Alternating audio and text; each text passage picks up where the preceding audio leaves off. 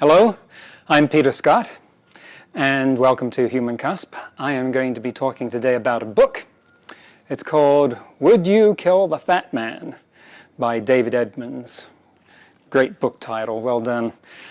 And it's about a problem in philosophy known as the trolley problem. Ironically, that actually came out of England to begin with, yet their trolley is a term for a supermarket cart, so it's probably confusing to them. It got renamed when the problem crossed the Atlantic after the streetcars that used to ply the streets of New York and even Los Angeles.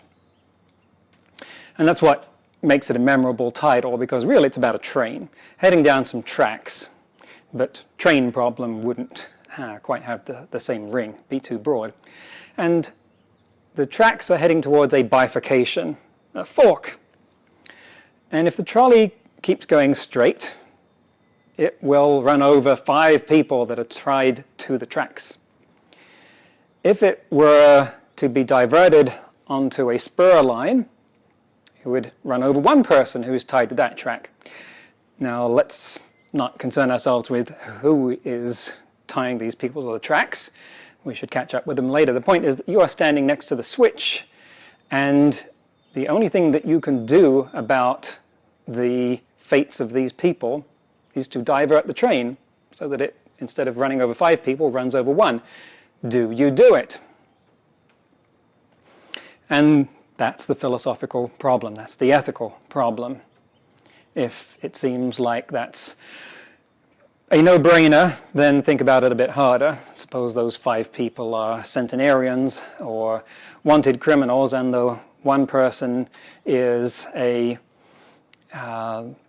inventor of a cure for cancer, to be, or a child. Now, is it so easy a decision?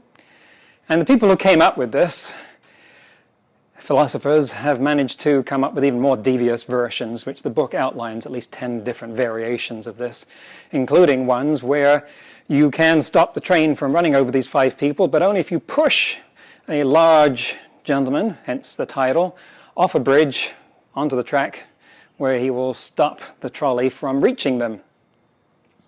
Would you do it? This problem seems to have a different answer from most people. And the issue is one where the answer to the question is not really as interesting as the way we arrived there.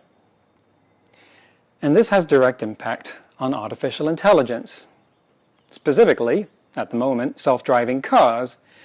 You see, if you're in an automotive version of this problem, heading down the street, suddenly there's someone in the road ahead. You could swerve to avoid them, but that might mean hitting a lamppost and killing yourself, or hitting someone else on the sidewalk. Are you going to do that?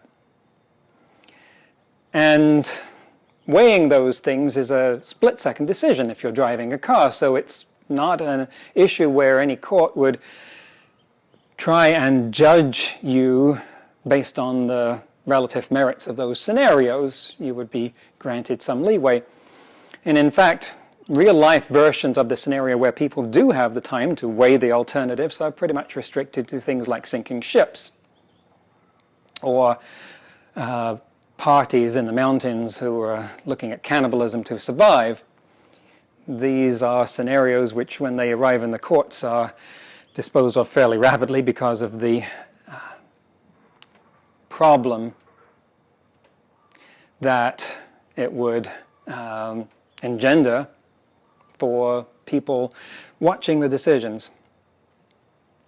But a self-driving car has not the same issues. It is operating on decisions so quickly that if it is going to see someone ahead of it and choose to either hit that person or someone on the sidewalk, it has the luxury of a great deal amount of time, relatively speaking, to make that decision. How should we program self-driving cars to handle situations like that? Now, it seems like it is perhaps a relatively infrequent scenario, even for self-driving cars, that we should worry about this.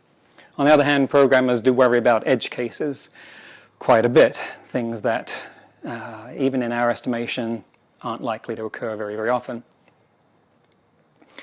And so they may have to think about it anyway, because at some point when a car does get into that situation, there will be questions raised about, well, how was it programmed to deal with that situation?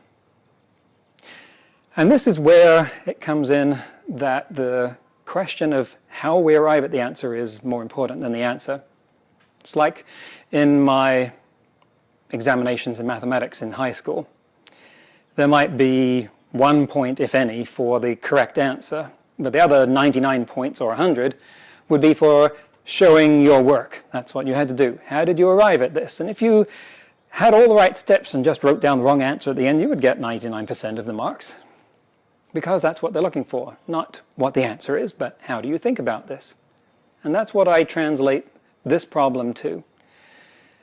The issue here is one of, does an artificial intelligence in this situation have ethics?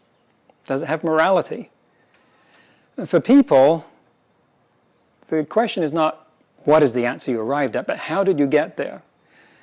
And what we seem to be built for is showing that there was pain involved in arriving at that decision, that it hurt, that we thought about it deeply. And we didn't like the choices, and it hurt whichever one we came up with, which seems illogical, or at very least inefficient on the face of it.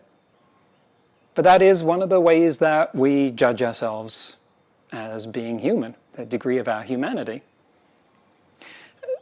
Someone was talking to me after one of my talks about human cusp, and asked the question, how can these advanced artificial intelligences empathize with us, have compassion for us, if they have not known pain, if they haven't hurt? Is that something that makes us human?